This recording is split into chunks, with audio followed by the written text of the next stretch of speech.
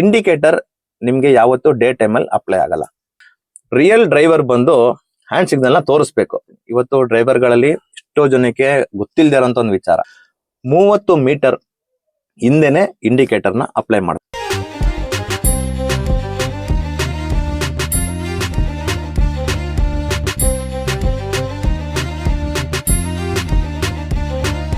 Sir, ಈಗ travel ಮಾಡುವಾಗ ಡ್ರೈವರ್ಗೆ ಈ ಹ್ಯಾಂಡ್ ಸಿಗ್ನಲ್ಗಳೆಲ್ಲ ಯಾವ ರೀತಿ ಯೂಸ್ ಆಗ್ತವೆ ಸರ್?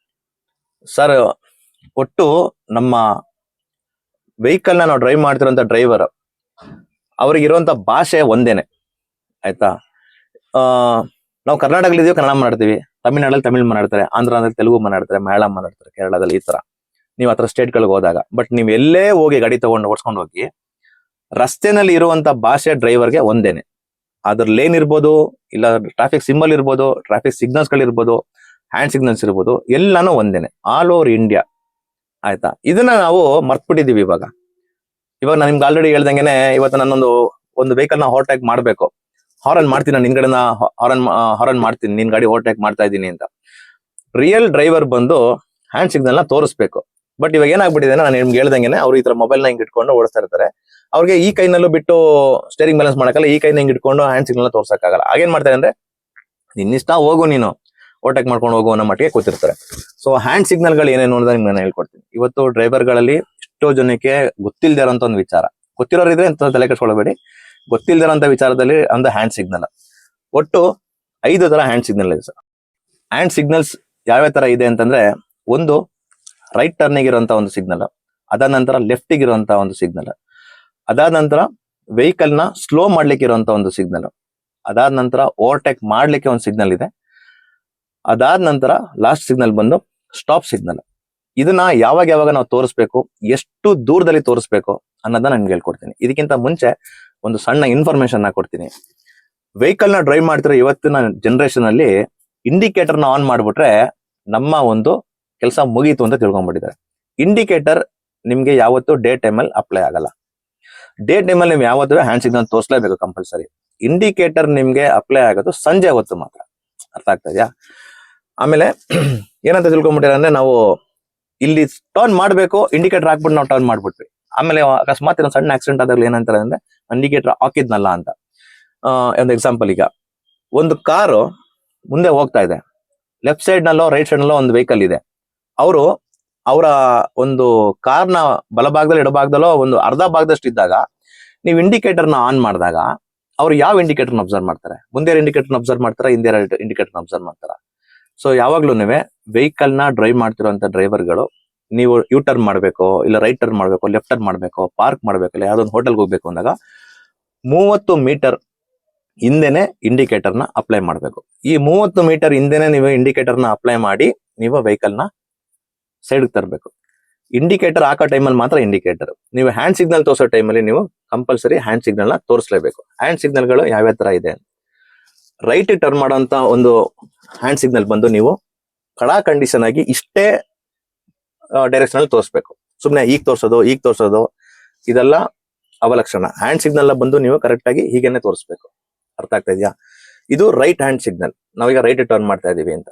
ಸೊ ವೆಹಿಕಲ್ ಬಂದು ಲೆಫ್ಟ್ ಟರ್ನ್ ಮಾಡ್ತಾ ಇದ್ರೆ, ಲೆಫ್ಟ್ ಟರ್ನ್ ಮಾಡ್ತಾ ಇದರಿಂದ ನೀವೇನ್ ಮಾಡ್ಬೇಕು ಅಂತಂದ್ರೆ, ವೆಹಿಕಲ್ ನ ಬಂದು ನಾವು ಟರ್ನ್ ಮಾಡುವಾಗ ಫುಲ್ ಇದನ್ನ ರೊಟೇಷನ್ ಮಾಡಬೇಕು. ಓಕೆನಾ? ಇದನ್ನ ನಾವು ಬಂದು ಫುಲ್ ರೊಟೇಷನ್ ಮಾಡಬೇಕು. ಅವಾಗ ವೆಹಿಕಲ್ ಬಂದು ಲೆಫ್ಟ್ ಟರ್ನ್ ಆಗ್ತಾ ಇದೆ. ಇದನ್ನ ನಾವು ಎಷ್ಟು ಸಾರಿ ತೋರಿಸ್ಬೇಕು? ರೈಟ್ ಟರ್ನ್ ಮಾಡ್ತಾ ಇದೀವಿ ಅಂತ ಹಿಂಗ್ ತೋರಿಸ್ಬಿಟ್ಟು ಹಿಂಗ್ ಎತ್ಬಿಡೋದಲ್ಲ. ರೈಟ್ ಟರ್ನ್ ಮಾಡ್ತಾ ಇದೀವಿ ನಾವು ಅಂತ ಹೇಳಿ ನಿಮ್ಗೆ 30 ಮೀಟರ್ ಹಿಂದೆನೆ ನಾವು ಕನಿಷ್ಠ ಅಂದ್ರೂ 3 ಸಲ ತೋರಿಸ್ಬೇಕು. ಅವಾಗ ಹಿಂದೆ ಬರ್ತಿರೋರಿಗೆ ಗೊತ್ತಾಗೋದು ನಾವು ರೈಟ್ ಟರ್ನ್ ಮಾಡ್ತಾ ಇದ್ದೀವಿ ಗಾಡಿ ಅಂತ ಹೇಳಿ. ಸೊ ಯಾವುದೇ ಒಂದು ಇಂಡಿಕೇಶನ್ ಆದ್ರೂ ನಾವು 3 ಸಲ ತೋರಿಸ್ಬೇಕು. ಸೊ ರೈಟ್ ಟರ್ನ್ ಆಯ್ತು, ಲೆಫ್ಟ್ ಟರ್ನ್ ಆಯ್ತು, ಅದಾದ ನಂತರ ನಾವು ಸ್ಲೋ ಮಾಡ್ತಾ ಇದೀವಿ, ನಮ್ಮಿಂದೆ ನಮ್ಮ ಸ್ಪೀಡ್ ನಲ್ಲಿ ಒಂದು ವೆಹಿಕಲ್ ಬರ್ತಾ ಇದೆ, ಆ ವೆಹಿಕಲ್ ನಾವು ಸ್ಲೋ ಮಾಡಿ, ನಾನು ಸ್ಲೋ ಮಾಡ್ತಾ ಇದೀನಿ, ನೀವು ಕೂಡ ಸ್ಲೋ ಮಾಡಿ ಅಂತ ಹೇಳ್ಬೇಕು ಅಂದಾಗ ನಾವು ಸ್ಲೋ ಸಿಗ್ನಲ್ ನ ತೋರಿಸ್ಬೇಕಿತ್ತು. ಅರ್ಥ ಆಗ್ತಾ ಇದೆಯಾ? ನಾವು ಒಂದ್ಸಲ ಹಿಂಗ್ ಅನ್ಬಿಟ್ಟು ಎತ್ಬಿಡೋದಲ್ಲ, ಅದನ್ನು ಕೂಡ ನಾವು 3 ಸಲಗಿಂತ ಜಾಸ್ತಿ ನಾವು ಅವ್ರಿಗೆ ತೋರಿಸ್ಕೊಡ್ಬೇಕು. ಅವಾಗ ಅವ್ರಿಗೆ ಅರ್ಥ ಆಗುತ್ತೆ ವೆಹಿಕಲ್ ಬಂದು ಸ್ಲೋ ಆಗ್ತಾ ಇದೆ ಅಂತ ಹೇಳಿ.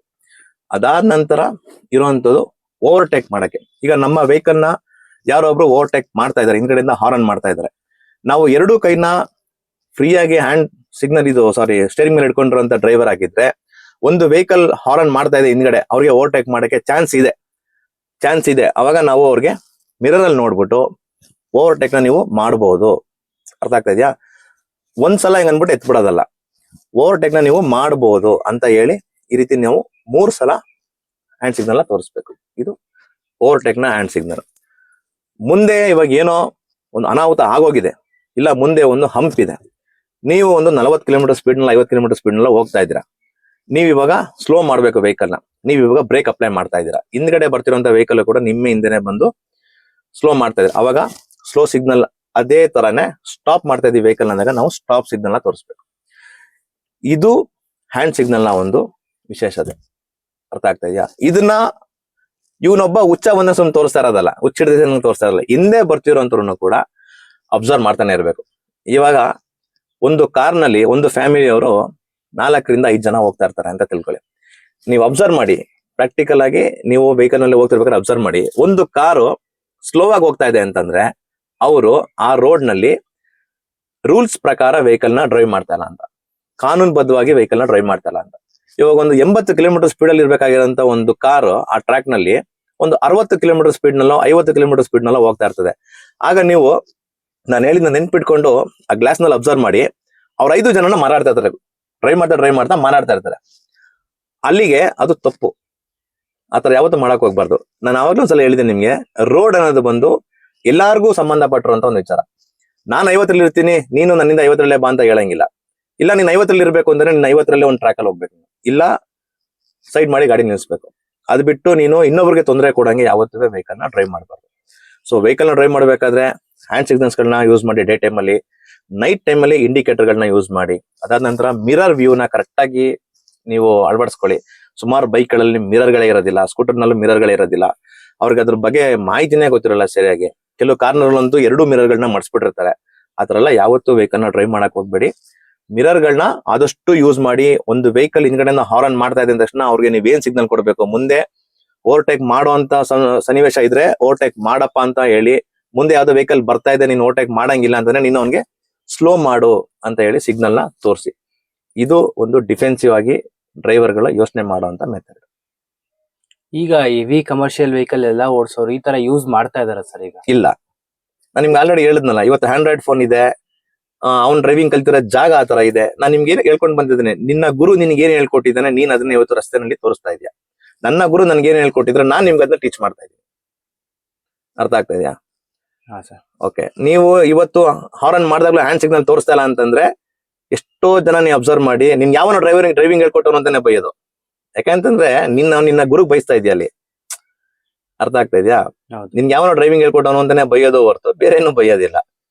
ನೀನ್ ತಪ್ಪು ಮಾಡಿದಾಗ ಮೊದಲು ಬೈಯೋದೇ ಅದೇನೆ. ಸೊ ನಿಂದ ಎಷ್ಟು ಮಟ್ಟಿಗೆ ಡ್ರೈವಿಂಗ್ ಕಲ್ತಿದ್ಯಾ ಅಂತ ನೀವೇ ಅರ್ಥ ಮಾಡ್ಕೊಳ್ಳಿ.